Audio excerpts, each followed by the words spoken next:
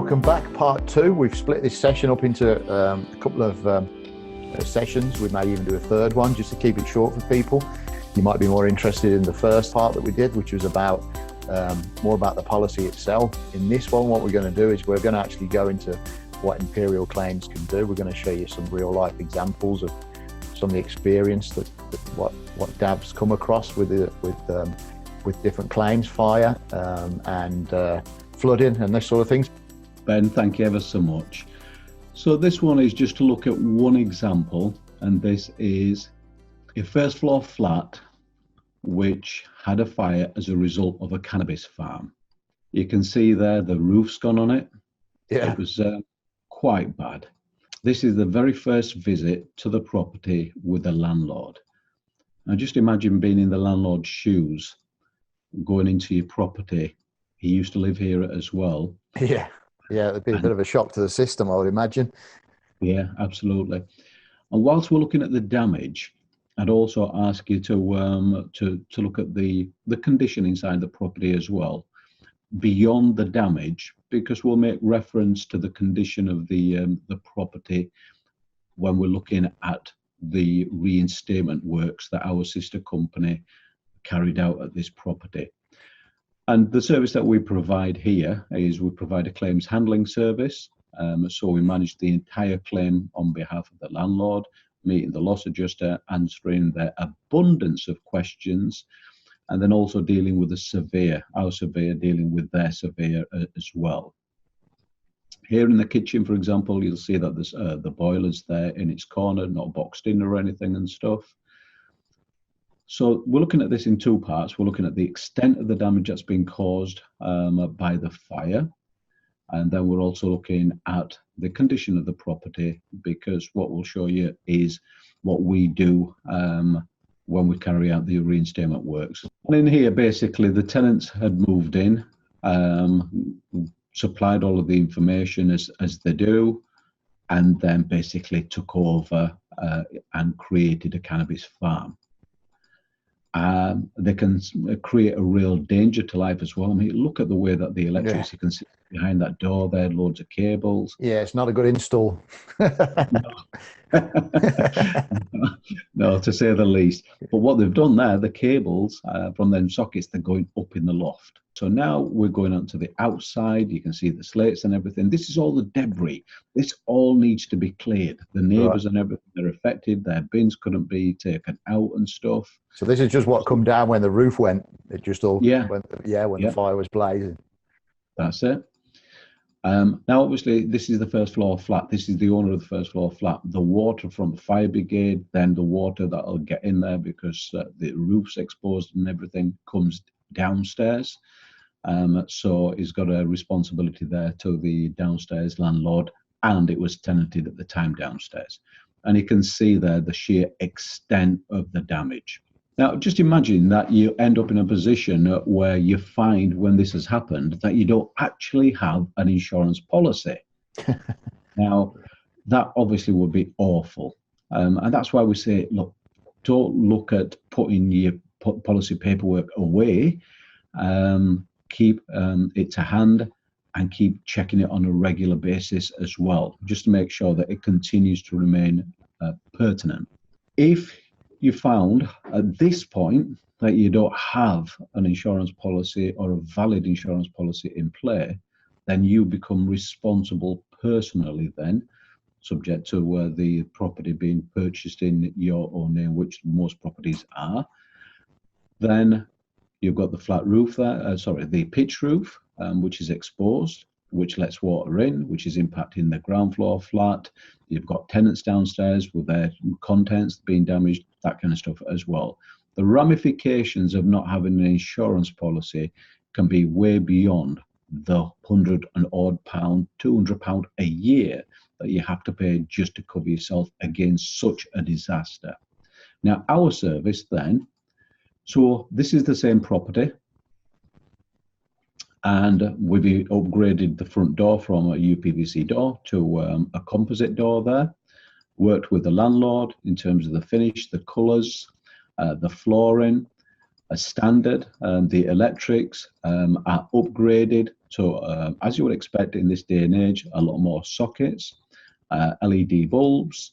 The electrician has installed hardwired smoke detectors, heat detectors, and CO2 detectors, as a landlord needs in this day and age.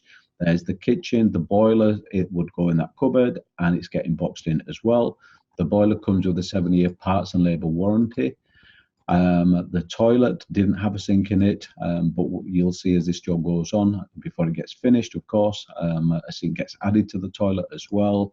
It's all very, very modern, working hand in hand with the landlord, looking at this property. He wasn't certain whether he was going to, as he had done previously, have one tenant in, or maybe let the property out on a room-by-room basis, which works very well in such an area where there's the students. So heat detectors, smoke detectors, etc. were installed on the basis that each room might be let out on a room-by-room basis. So fully modernised to the landlord's specification, pretty much.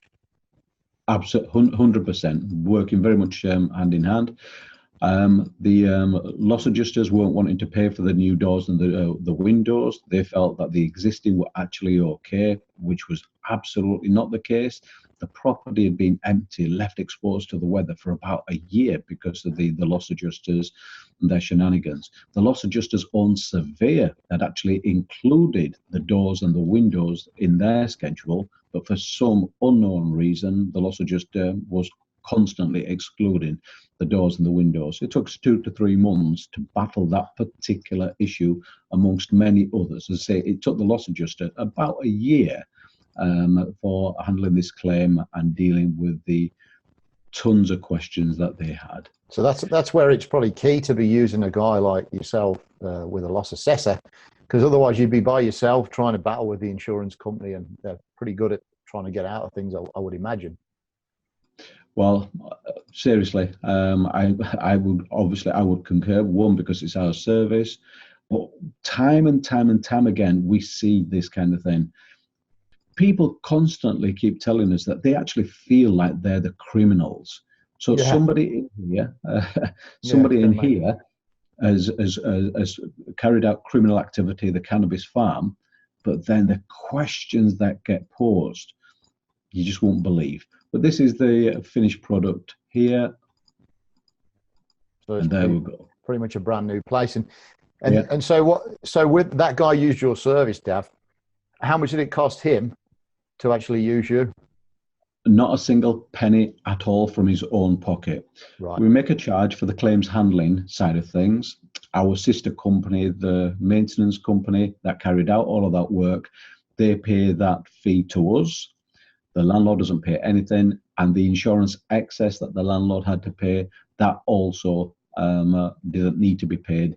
That was covered by the builder as well. The entire service from start to finish, and it took ever so long as well, about a year or something, getting the loss adjusters sorted out on this. We also had to call in a surveyor as well to revalue the property, because there was a suggestion at one point that our client was underinsured. All of that technical expertise cost the landlord absolutely nothing. I would imagine as well that it would have saved him a lot of time, because from the way that's coming across, you would have been dealing with that rather than him directly.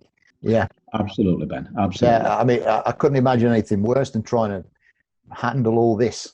You know, the amount of work that is required trying to do this by yourself would be pretty much a crazy thing to try and do, and it's something I personally wouldn't want to do. You know, I've got better things to be doing with my time than this. So it'd be a great reason to use a loss assessor like yourself. And I know we spoke a little bit earlier. Did you have some short-term offer that you were offering people to help them with their insurance? Thank you, Ben. Yeah, just before that offer, you've just reminded us something that I had forgotten. The ground floor landlord, he chose to go with the insurance company. He was a lovely guy. His flat, he had tenants at the time of the incident upstairs. They shortly left afterwards. They could not live in the property. He went with the loss adjuster and their insurance company and their contractors for about nearly a year. And then he eventually it came to us. At the point that it came to us, something like about 9-10 months later, our claim upstairs had been sorted, finished. The flat was out for being rented. The claim upstairs, I do believe, was £120,000 in total. The landlord downstairs, when he came to us, seriously was only offered about £5,500. Oh, So yeah. So it's a bit of a kick in the yeah. Seriously, we've got a blog around that as well. Tale of Two Landlords is what it's called. And the water from the flat upstairs, when it was exposed for about a year, no roof, there was a tarpaulin. Unfortunately, it was only meant to be a temporary measure, so water started coming through. All of that would come through. It'd come through the first floor flat and then settle down into the ground floor flat. And despite that, £5,500. And he was such a lovely guy, but effectively, they weren't looking after his interests at all. Yeah. And he genuinely got extremely frustrated. And that is the truth. Our landlord upstairs went with us, that got done. The landlord downstairs, he genuinely did not get sorted by the insurance company. Sorry, Ben, you said the offer. Yeah. We're happy to look at reviewing a client's insurance documents to make sure that they're fit for purpose. We don't sell insurance policies. We're not insurance brokers. People obviously buy from insurance brokers or can buy online. We're happy to review that for a handful of clients. It's a short-term offer is this, in the hope that it would help. We're here for everything from the start, when you buy a policy through the brokers, through to the end when a claim happens. We're not just here for an insurance claim. We're happy to assist. In the event that something does go wrong, we'd rather see clients, people that have insurance policies, have the right product, fit for purpose, so that when you look at making a claim, it absolutely works for you. Yeah, and thanks, Dav, for the information. It's been a good, informative session, and we'd like to hear some feedback as well from people out there watching the video. You can come to my website, benmannion.com, or email me, contact@benmannion.com, or also, if you want to take Dav up on the offer, he's done that for me, and it's a great offer. It really saves you reviewing all them documents like that. He can just give you a quick, informative a summary of what you're actually insured for and point out to you key things that you might not be insured for. So we look forward to hearing your feedback on that and how we can improve. And if you want any more information, maybe we can do some more sessions and give people what they need, some more education and information about the insurance business, buy-to-let property investors, and people just for their own personal homes, because as you know, your home is probably most people's biggest investment, and it can be most people's biggest liability if something like this happens, you know. So thanks for joining us, and thanks again, Dav, and look forward to your feedback. Thanks very much.